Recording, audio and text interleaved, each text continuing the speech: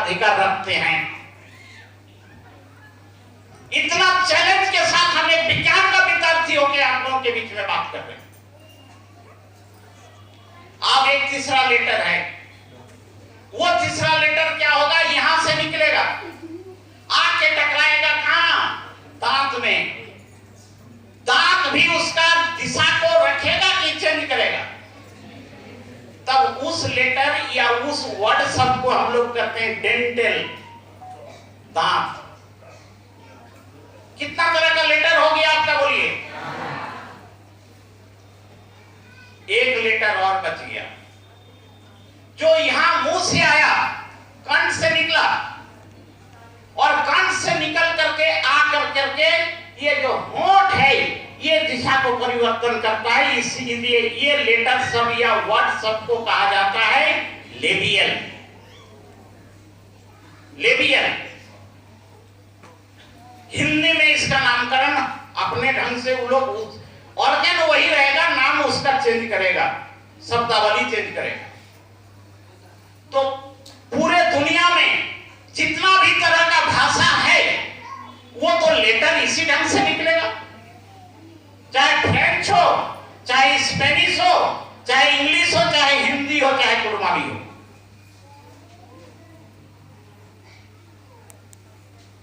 अब अगर हम लोग यहां देखते हैं क्या, इसमें किसी का दांत अगर टूट गया तो जो वर्ड को कंट्रोल कर रहा था दांत,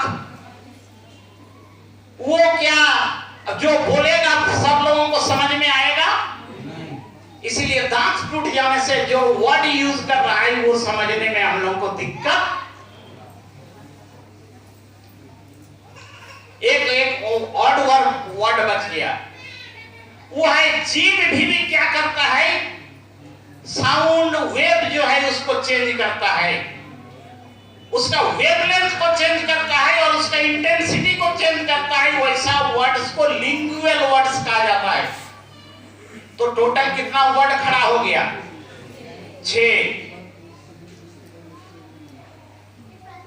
अब यहां पर हम लोग आएंगे धीरे धीरे क्या करके, ये हमारा कुड़माली का जो शब्दावली है ये कहां से आ रहा है। मगर पूरे दुनिया में एक भाषा बनाई गई, वो भाषा है नहीं मगर बनाई गई, और वो कभी भी कोई आदमी कोई समाज में उस भाषा को बोला नहीं है। इसीलिए बोली के रूप में वो भाषा कभी भी नहीं रही है, हाँ लिखने के लिए बनी है। कैसे ना रास्ता है, और वो भाषा है संस्कृत। जैसे परिष्कार से परिष्कृत होता है, आविष्कार से आविष्कृत होता है, उसी तरह से संस्कार से। तो सवाल उठता है कौन सा भाषा का संस्कार करके संस्कृत बनाया गया। इसका मतलब हम लोगों को भी पढ़ाया जाता है संस्कृत सभी भाषाओं की जननी है, मगर संस्कृत क्या सभी भाषाओं की जननी है कि इसकी जन्म देने वाली और दूसरी कोई भाषा है? बोलिए आप लोग, बड़ी समझने में देर करते हैं हम लोग। जब हम कहे कोई भाषा को संस्कार करके संस्कृत बन रहा है, इसका मतलब संस्कृत का भी उत्पत्ति कोई दूसरा भाषा से, तो फिर संस्कृत का भी तो जननी हो गया। अगर उसका जननी अगर हो गया तो संस्कृत सभी भाषाओं की जननी कैसे समझाया गया, हम जानना चाहते हैं। हम लोग सब पढ़े लिखे लोग हैं, क्या आप नहीं जवाब दे सकते हैं? कोई दूसरा आदमी को हमको इंपोर्ट करना पड़ेगा। अगर इंपोर्ट करना पड़ रहा है इसका मतलब है कि आप पढ़े क्या हैं, आपका सर्टिफिकेट पर क्वेश्चन मार्क खड़ा होगा।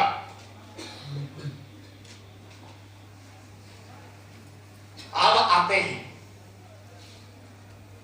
देखिए इतिहास को 3 भाग में बांटा गया है।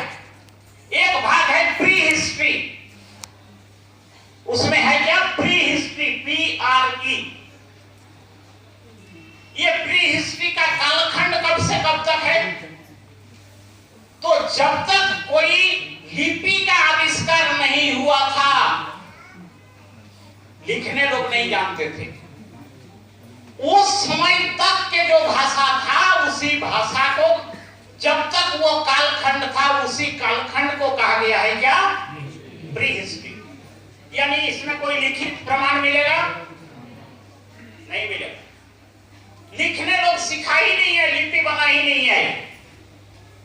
उसके बाद ये जब लिपि आविष्कार कर दिया गया तब एक दूसरा इतिहास का कालखंड शुरुआत होता है, उसी को कहते हैं प्रोटो हिस्ट्री। ये प्रोटो हिस्ट्री का मतलब क्या होता है? यानी वो समय जिस समय लिपि का आविष्कार हो चुका मगर उस लिपि को अभी हम लोग कोई पढ़ नहीं पा रहे। जैसे सिंधु घाटी सभ्यता की लिपि हम लोग क्या कोई पढ़ पा रहे हैं? कौन हिस्ट्री के अंदर में आएगा? प्री हिस्ट्री की प्रोटो हिस्ट्री? प्रोटो हिस्ट्री में आ गया है। अब एक नया लिपि हम लोग बनाए और वो जो नया लिपि है उसको हम लोग पढ़ना शुरू किए, उसी को हम लोग कहना शुरू किए। अब आया एक्चुअल क्या